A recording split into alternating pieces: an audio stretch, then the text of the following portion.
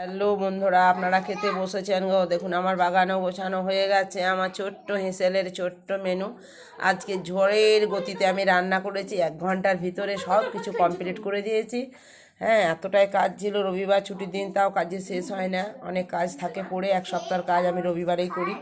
তো দেখো আজকের মেনুগুলো হচ্ছে, এটা হচ্ছে লাউ আর বড়ি আলু পোস্ত, এটা পালং শাকের তরকারি, বেগুন আলু মূলো পালং শাকের তরকারি খেতে ভালো লাগে। শীতকালে কিন্তু পালং শাকটা খেতে বড্ড ভালো লাগে। আর এখানে একটু করে আচার নিয়েছে। আর এখানে আর ডাল করিনি, ডালের জন্য আজকে আমি ছোট্ট ছোট্ট সয়াবিনের বড়ির আলু ঝোল করেছি।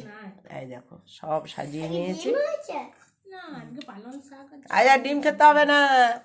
তুমি ডিম খাবে নাকি? না, আজ ডিম খেতে হবে না। আজ কতগুলো সবজি করেছে দেখো। পালং শাকটা খাও, পালং শাকে খুব ভিটামিন, পালং শাকটা খেতে হয়। তুমি তো শাক খাও।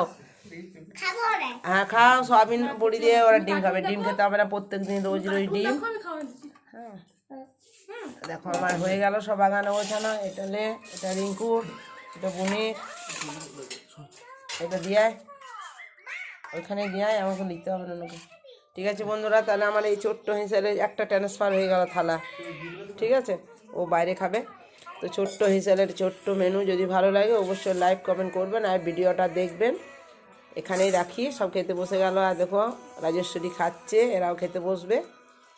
ঠিক আছে, রাখছি তাহলে এখানে, এবার খাবো, খিদে পেয়েছে গো।